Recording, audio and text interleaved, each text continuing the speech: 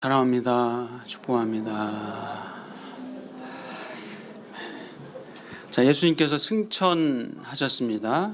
그리고 제자들은 이제 감람원에서 예루살렘으로 돌아왔습니다. 돌아와서 제자들은 이제 다락방에 모여서 한 120명의 사람들이 모여서 함께 기도에 힘썼습니다.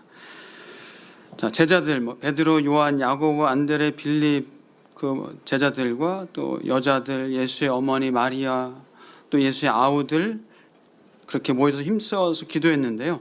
자, 우리 한번 13절 14절 한번 읽어보겠습니다. 13절 14절. 네, 시작. 베드로, 요한, 야고보, 안드레와 빌립, 도마와 바돌로메, 마테와 및 알페오의 아들 야고보, 살로신 시몬, 야고보의 아들 유다가 다 거기 있어 여자들과 예수의 어머니 마리아와 예수의 아우들과 더불어 마음을 같이하여 오로지 기도에 힘쓰더라. 자, 더불어 함께 마음을 같이하여 오로지 기도에 힘썼다. 더불어서, 그러니까 함께해서 마음을 같이하여서 오로지 기도에 힘썼다. 그렇게 기록하고 있습니다.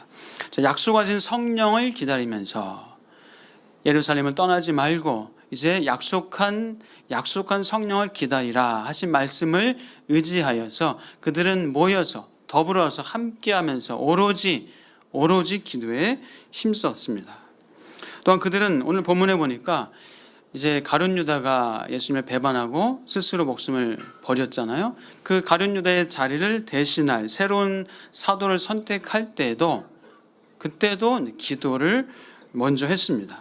자, 24절부터 한번 볼까요? 24절, 25절 한번 읽겠습니다. 시작.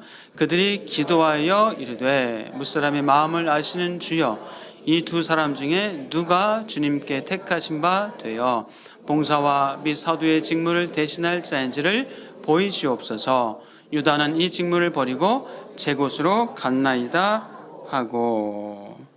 자, 그들은 이렇게 기도하는 일을 매우 중요하게, 아니 가장 중요하게 여겼습니다. 자, 예수님이 계실 때는 이들이 이렇게 기도를 했을까요? 이렇게 열심히 기도를 했을까요?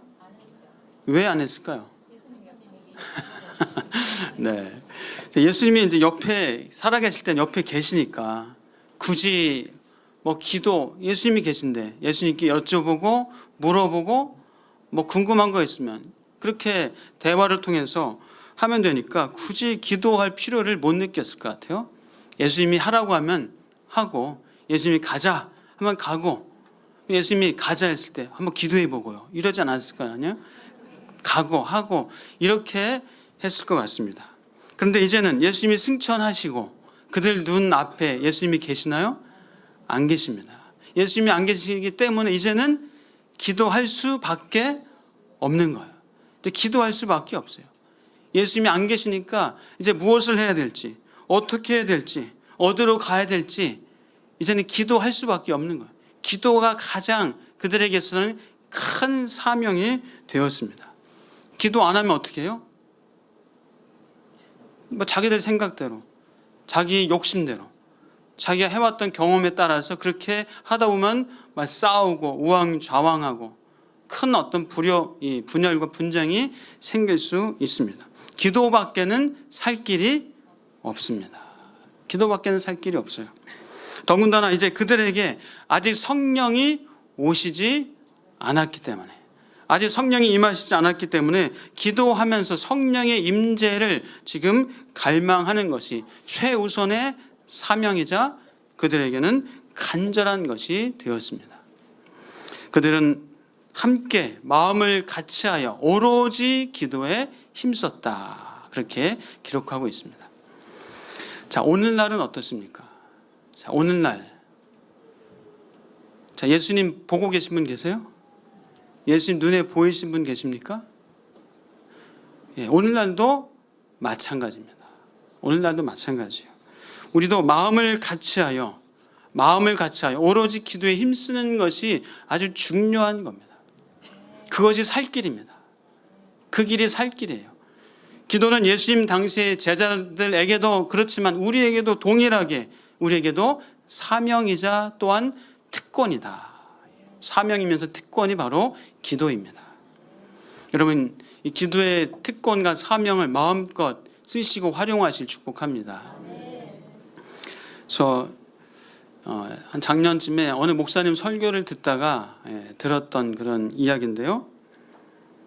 한 이제 몇십 년 된, 좀 오래된 그런 전통 있는 교회에 새로 목사님이 부임해 오셨다고 합니다. 자, 그런데 그 목사님이 오시고 이제 당회에서 어떤 결의를 했다고 해요. 어떤 결의냐 하면요. 이 지하가 1층에 있었던 이 기도실을 이 카페로 바꾸는 그런 결의를 했다고 합니다. 그래서 그 결의대로 기도실을 리모델링해서 카페로 바꿨어요. 물론 카페에서 성도 간의 만남과 대화와 뭐 이런 것이 필요하죠.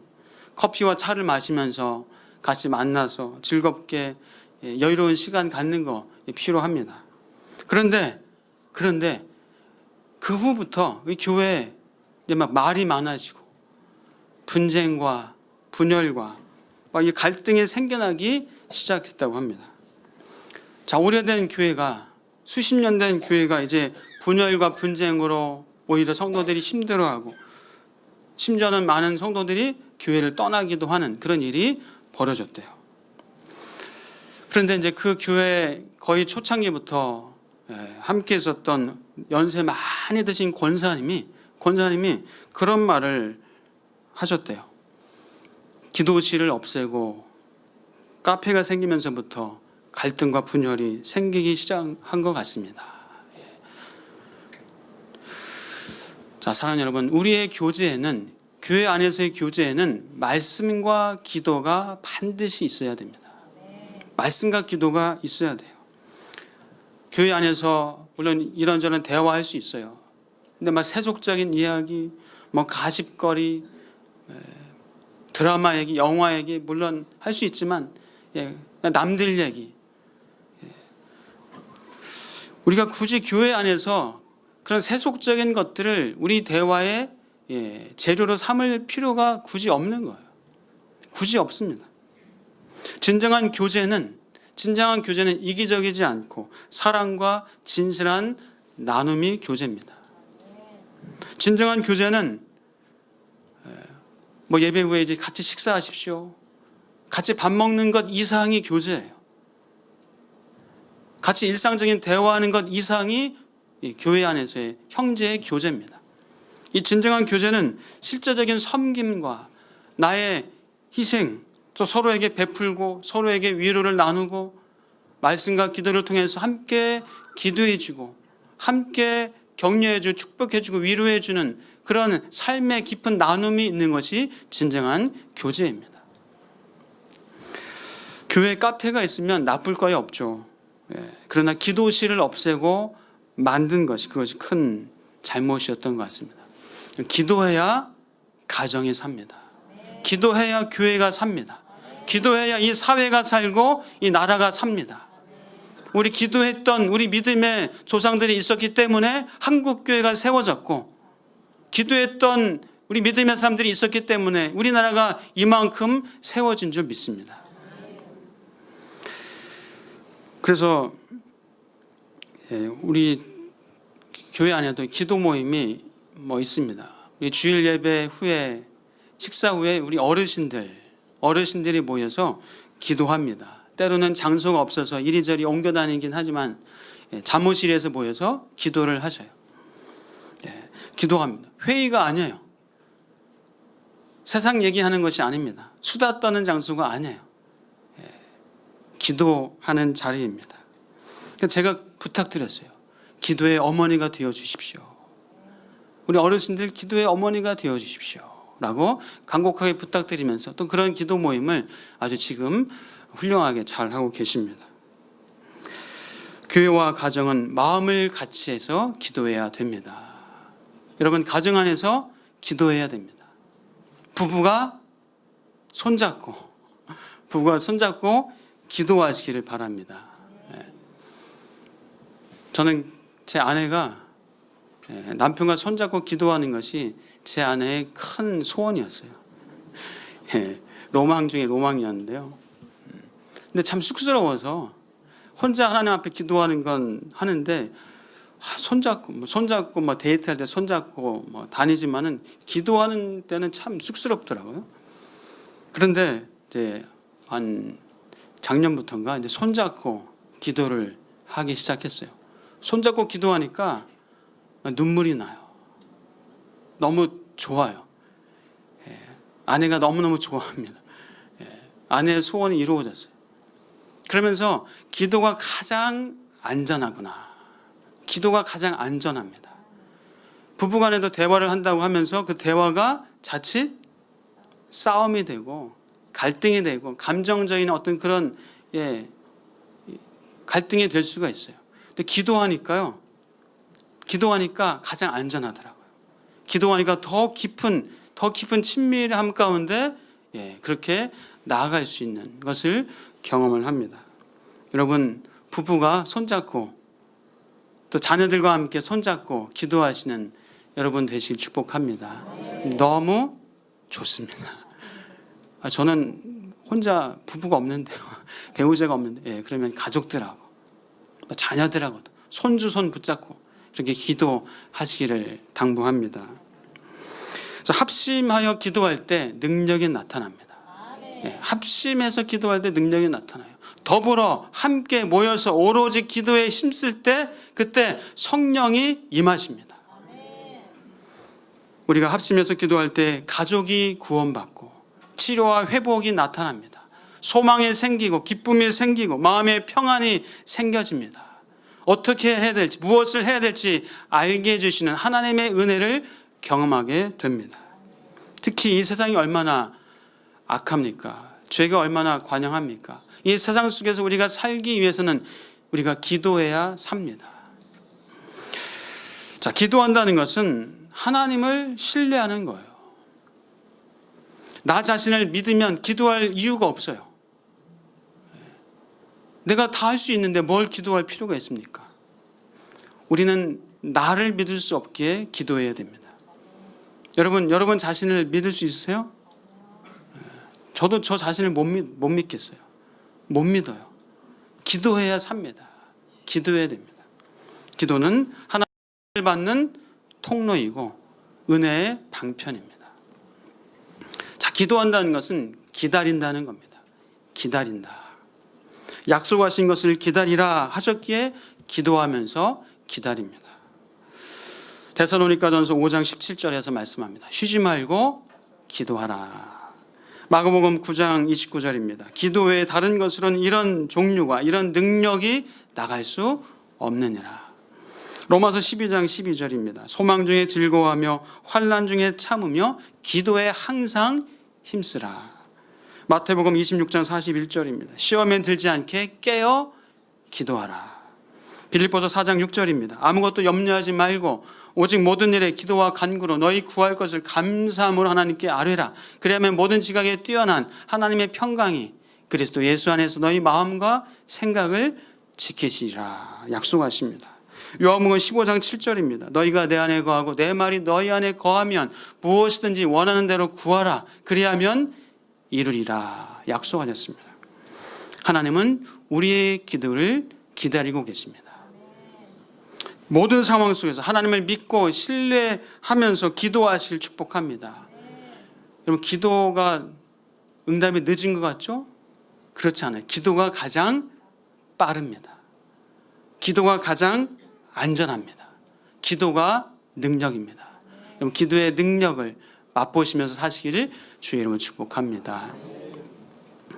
자, 오늘 본문 보니까 베드로는 예수님을 배반하고 스스로 죽음을 선택한 이 가룟 유다를 대신할 새로운 사도를 뽑자라고 제안을 합니다. 그래서 두 사람이 천거되어집니다.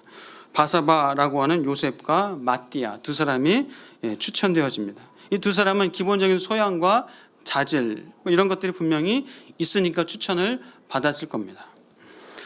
이 두 사람에 대해서 자세하게 성경에 언급되어 있지는 않지만 12제자는 아니었습니다. 그러나 예수님과 함께 있었던 70인의 제자들, 그 범위가 좀 넓더라도 예수님과 가까운 거리에서 나름대로 어떤 역할을 했었던 그런 사람들 중에 하나였습니다. 나름대로 봉사와 사도의 직무를 감당할 수 있는 그런 자들이었습니다. 그래서 두 사람은 추천을 받았습니다.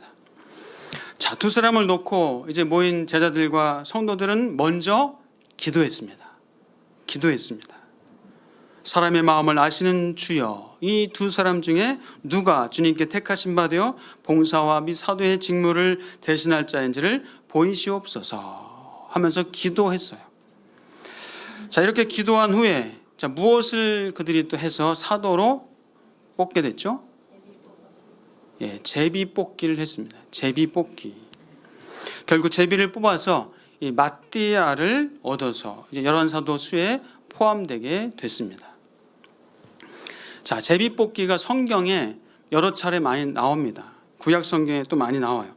구약 시대에 어떤 일을 결정하고 판단할 때에 주로 또 사용했습니다. 제사장이 우림과 둠밈, 이것도 어떤 그런 요소가 있습니다. 자, 성경 보니까 요나가 어땠습니까?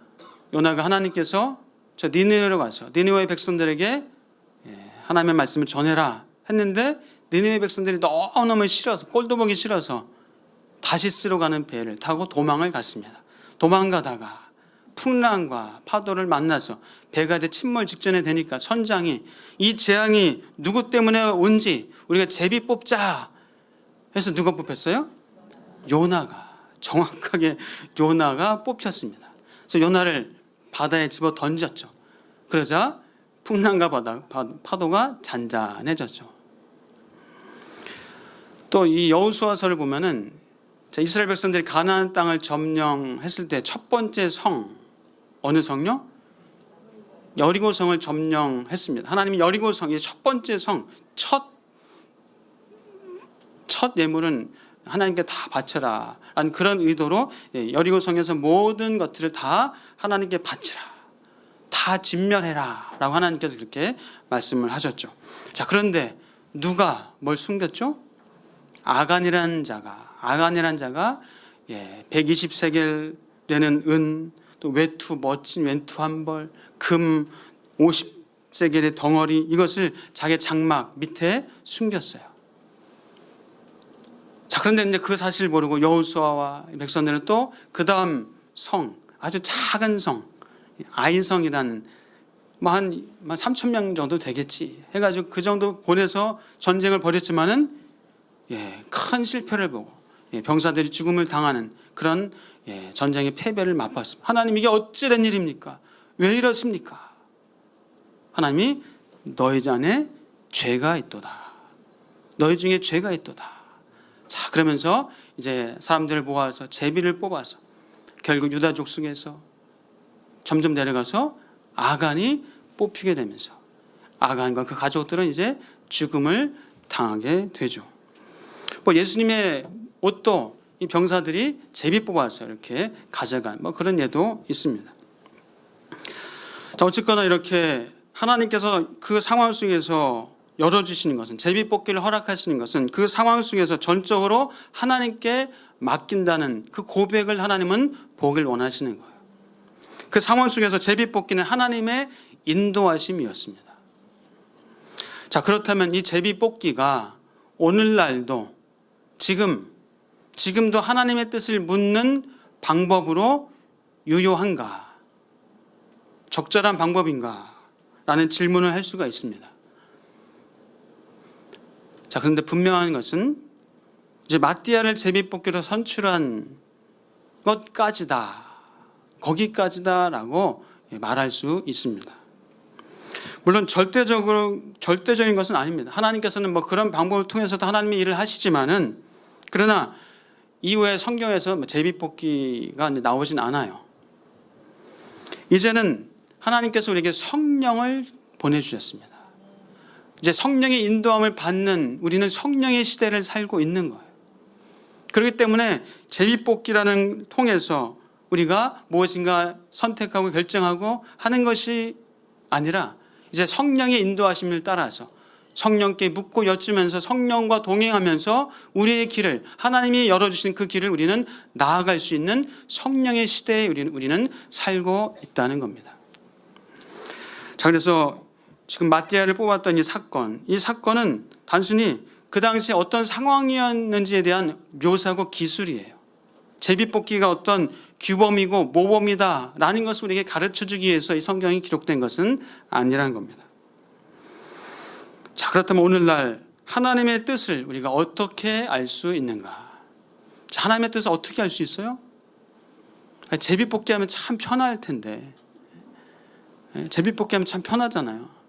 그냥 둘 중에 하나, 아니면 셋 중에 하나, 다섯 중에 두 개. 제비뽑기 하면 참 편할 텐데 하나님의 뜻을 우리가 어떻게 알 수 있을까요? 네, 좀 우스운 얘기인데요. 제가 이제 서울광교에서 사역을 할 때 이제 그 목사님들마다 이제 제자반을 학기 초에 뭐 이렇게 열고 합니다. 어느 집사님이 그러셨대요. 제비를 뽑아서 어느 목사님한테 제자 훈련을 받을까 해가지고 제비 뽑아서 왔다고 예, 그런 우스운 얘기도 하시더라고요. 근데 저도 옛날에 제비 뽑기를 했었어요. 전도사 시절에 예, 자녀를 어떻게 얻어야 될지 제비 뽑기를 했는데 예, 잘 안 맞더라고요. 자, 우리 삶의 많은 경우 우리가 하나님의 뜻을 어떻게 확인할 수 있을까? 하나님의 뜻을 어떻게 알 수 있을까? 우리가 궁금해요. 알고 싶어요. 하나님의 뜻을 좀 분명하게 100% 선명하게 좀 알고 싶은데 잘 모르겠어요. 긴가민가해요. 이건지 저건지 오락가락해요. 그냥 꿈에 나타나서 이거다 알려주시면 좋을 텐데, 사인으로 뭔가 딱 보여주시면 좋을 텐데, 기드온처럼 양털만 비가 적게 하거나 양털만 빼고 그냥 마당에 비가 적게 하거나 뭔가 사인을 주시면 좋을 텐데, 자, 우리 삶의 많은 경우 하나님의 뜻을 어떻게 알 수 있을까? 어떤 사람은 반문할 수 있어. 하나님이 예정하신 거니까 우리가 뭐 굳이 노력 안 해도 하나님이 다 하시니까, 내가 굳이 저 사람 전도 안 해도 하나님이 예정하신 사람이라면 뭐 구원받을 텐데 굳이 뭐 할 필요가 있어 라고 반문할 수도 있어요. 하나님이 예정하셨으니까 내가 뭐 열심히 하든 안 하든 결국 될 일은 되고 안 될 일은 안 되니까 굳이 내가 뭐 열심히 할 것 있어 라고 생각하는 사람도 있을 수 있습니다. 근데 우리는 이 하나님의 예정을 어떤 결정론적으로 강박증적으로 보아서는 안 됩니다. 자, 예를 들어서 이제 결혼을 아직 앞둔 처녀 총각들, 나한테 맞는 배우자, 또 혹은 직장, 또 미래, 이것을 하나님이 다 예정하셨다면 어떻게 알 수 있을까? 주여, 꿈으로라도 보여주십시오. 꿈으로 그 배우자 될 사람 얼굴 좀 보게 해주십시오. 우리가 자칫하면 이 사인에만 집중하는 우를 범할 수 있습니다. 어떤 경우에는 자기 욕심, 자기 취사 선택에 따라서 사인이라고 보는 그런 우를 범할 수도 있어요. 자기 마음에 들 때까지 계속 사인을 요청합니다. 마음에 들 때까지. 그러다가 자기 마음에 들면 하나님이 응답을 주셔서 어느 것을 고를까요? 알아맞혀 보세요. 띵동댕. 띵동댕 했는데 마음에 안 들어요. 그러면 띵 한 번 더. 자칫하면 우리가 그런 우를 범할 수 있다는 거예요. 우리가 사람, 배우자를 예를 들자면 우리가 사람에 관심을 두지 않고 사인만을 찾는, 사인만을 구하는 실수를 할 수 있다는 겁니다. 중요한 것은 사람을 알아야 되는 거예요. 사람을 알아야 됩니다. 그 사람을 알아가고 만나서 대화하고 파악하고 어떤 성격, 어떤 성품, 나에게 맞는 사람인가를 알아가는 과정이 필요한 거예요. 그리고 더 중요한 것은 또 나 자신을 알아야 되는 겁니다. 나를 알아야 나에게 맞는 배우자를, 나를 알아야 나에게 맞는 일, 나에게 맞는 직장, 나에게 맞는 미래를 우리가 하나님 안에서 선택해 갈 수 있다는 겁니다. 어떻게 하다가 맞는 것을 선택할 수도 있고 또 어떻게 하다가 안 맞을 수도 있고, 그래서 우리가 기도해야 돼요. 그래서 하나님 앞에 묻고 기다리고 하나님과 동행해야 됩니다. 예정, 하나님의 뜻이라는 어떤 그런 신학적인 용어, 이 용어로 자신의 확신을 변호하는 어떤 그런 안타까운 실수를 우리가 하지 않아야 됩니다. 나 자신의 실수, 나의 잘못, 나의 노력, 나의 죄악으로 말미암아 되어진 것도 이거 하나님의 뜻이야 라고 해서도 안 된다는 겁니다. 그러나 물론 하나님은 우리의 실수와 우리의 잘못과 우리의 죄까지도 하나님은 그것도 사용하셔서, 그것을 선용하셔서 하나님의 뜻을 이루시는 분이에요. 분명합니다. 그러나 나의 실수와 나의 잘못과 나의 죄, 이런 것이 우리의 선택과 행동을 합리화시켜버리고 면죄부를 주는 것이 돼서는 안 된다는 겁니다. 어떤 사람들은 운명적인 만남을 꿈꿉니다. 운명적인 만남. 마치 영화 속에 있는 그런 운명적인 사람을 만나야 된다고. 그래서 영화 속에 있는, 드라마 속에서 있는 이야기예요.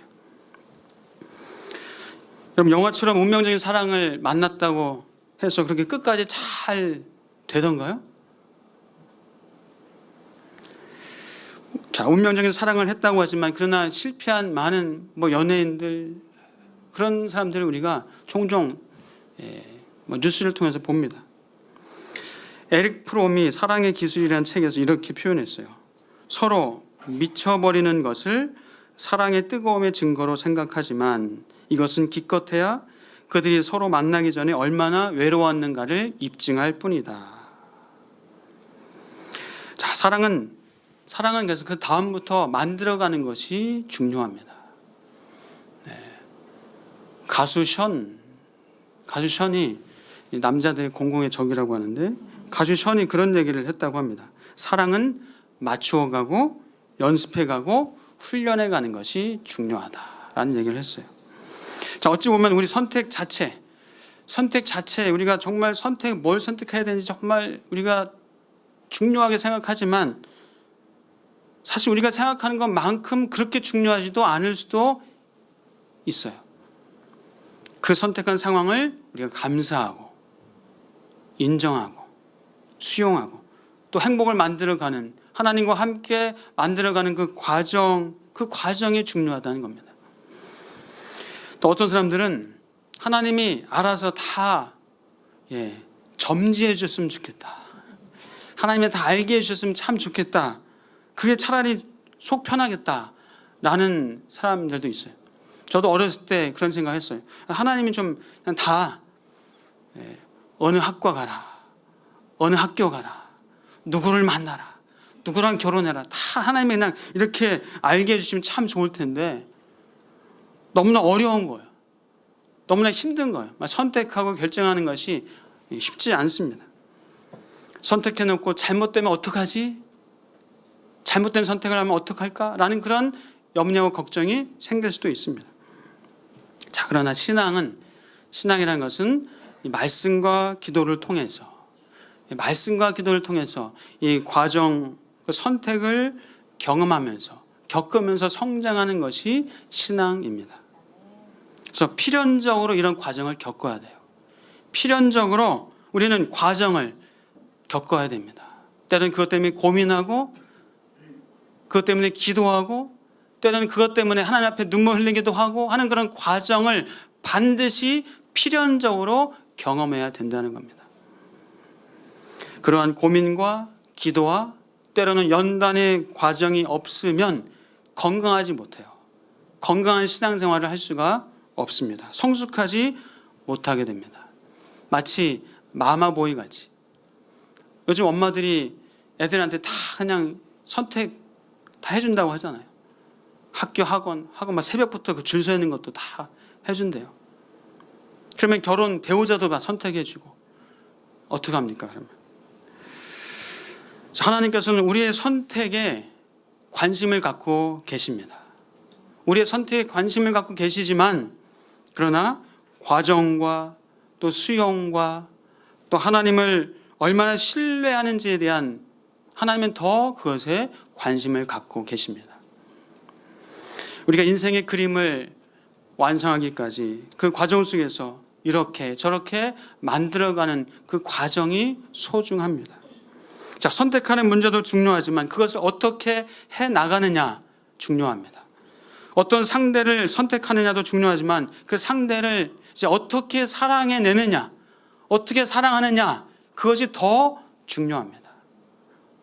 나에게 맡겨진 일을 또 어떻게 내가 감당해내느냐, 어떻게 내가 이 일을 해 나가느냐, 그것이 중요하다는 겁니다. 처음 만나자마자 하나님이 나한테 짝지어 주신 배우자야. 물론 그럴 수도 있지만 그렇지 않을 가능성이 훨씬 더 많아요. 오히려 살아가면서 갈등도 하고 고민도 하고 왜 안 맞지? 왜 다르지? 어떻게 해야 되지? 어디로 가야 되지? 라는 이런 고민하는 것이 특히 부부관계일 수 있습니다. 그래서 말씀과 기도를 통해서 선택하고 또 맞추어가고 인정하는 과정이 우리는 절대적으로 필요하다는 겁니다. 그래서 만나자마자 하나님이 짝져 주신 사람이야 보다는 오래오래 살고 머리가 백발이 되어서 정말 하나님이 이것 때문에 만나게 하셨구나, 하나님이 이것 때문에 이 사람을 나에게 주셨구나 라고 고백하는 것이 더 아름답고 귀한 고백이 아닌가 생각합니다. 근데 그림을 그리기도 전에 하나님이 예정하셨어, 하나님이 하셨어, 안 하셨어 하는 것은 그것은 아직 미숙한 신앙이라는 거예요. 예정이 자칫하면 너무 결정론적으로 흐를 수 있습니다. 하나님은 나의 선택을 무시하는 분이 아니에요. 하나님은 나의 선택을 외면하는 분이 아니십니다. 하나님은 사랑이십니다. 하나님은 사랑이시고 나의 선택을 존중하는 분이세요. 나의 선택을 존중하는 분이세요. 우리가 예정을 지나치게 사용하면 결정론이 됩니다. 섭리라는 것은 이 관계를 전제로 한다라고 합니다. 섭리는 관계를 전제로 하는 상호적인 겁니다. 그래서 우리에게는 선택과 책임이 있습니다. 선택과 책임이 있지만 또한 하나님의 돌보심과 인도하심이 있다는 사실을 믿으시길 축복합니다. 하나님께서는 우리에게 자유의지를 주셨습니다. 선택, 책임, 허용, 내버려 두심, 상급을 우리에게 허락하셨습니다. 또한 우리는 죄나 실수, 과오, 이것을 하나님의 뜻과 연관해서 합리화시키고 정당화시키고 면죄부를 주어서도 안 됩니다. 그러나 하나님은 우리의 잘못과 실수와 우리의 죄악조차도 하나님은 사용하셔서 선하게 이끄실 수 있는 그런 분이십니다. 여러분이 과거에 했었던 잘못, 실수, 죄 회개하시고 돌이키시고 주님 그것도 하나님 선하게 사용해 주십시오 라고 간구하시기를 축복합니다. 하나님은 우리가 결코 죄악의 길을 걷는 것을 원하시는 분이 아니십니다. 악을 인정하시는 분이 결코 아니십니다. 그러나 하나님은 우리의 죄악을 사용해서도 우리를 선하게 인도하시는 분임을 믿으시길 주의 이름으로 축복합니다. 하나님은 다 아십니다. 다 아시지만 모든 것을 결정론적으로 전혀 우리의 의사와 선택과 결정을 무시하고 하나님이 다 설정해 놓으신 것이 아니란 거예요. 우리는 로봇이 아닙니다. 우리 로봇이 아니에요. 하나님이 우리를 존중하십니다. 우리의 선택을 존중하시고 인정하십니다. 우리에게 선택과 책임의 여지를 충분히 주셨고 우리에게 그 능력 이상으로 주셨습니다. 그리고 무엇보다도 우리에게 성령을 주셨습니다. 성령의 인도하심에 따라 성령께 여쭙고 성령께 물어보면서 성령과 동행하면서 하나님의 선한 뜻을 찾아 나가는 저와 여러분 되시기를 주의 이름으로 축복합니다. 어떤 결과, 나중에 있을 어떤 열매, 그것도 좋지만 그러나 그 과정 속에서 인생의 과정 속에서 고민하고 때로는 눈물 흘리고 때로는 무릎 꿇고 때로는 연단받고 하는 그런 과정이 너무나 소중하다는 겁니다. 그 과정을 놓치지 마시고 그 과정 속에서 하나님을 만나시고 하나님을 동행하시는 은혜가 있기를 주의 이름으로 축복합니다. 성령의 인도하심을 받기 위해서는 그래서 반드시 말씀과 기도가 있어야 됩니다. 말씀과 기도에 오늘 사도들처럼 더불어 힘쓰시는 은혜가 있기를 주의 이름으로 축복합니다. 그래서 하나님을 날마다 경험하시고 인생의 과정 속에서 하나님을 느끼시고 만나시는 그 아름다운 인생을 살아가시기를 주의 이름으로 축복합니다. 기도하겠습니다. 하나님 감사합니다. 우리 인생 하나님께서 사랑으로 허락하여 주셨습니다.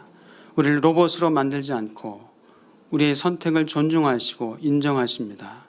주님, 우리에게 성령을 주셨사오니 성령께 여쭙고 물어보고 성령의 함께하심과 인도하심을 받아 살게 하여 주시옵소서. 우리에게 허락하신 아름답고 귀하고 복된 인생 살아가게 하여 주시옵소서. 때로는 고민과 무릎 꿇음과 연단과 눈물과 갈등과 또 아픔이 있지만은 그러나 그 과정 속에서 하나님과 동행할 수 있는, 하나님을 누릴 수 있는, 하나님을 만나고 경험할 수 있는, 하나님을 맛볼 수 있는 우리 사랑하는 성도들 다 되게 하여 주옵소서. 예수 그리스도의 이름으로 기도하옵나이다. 아멘.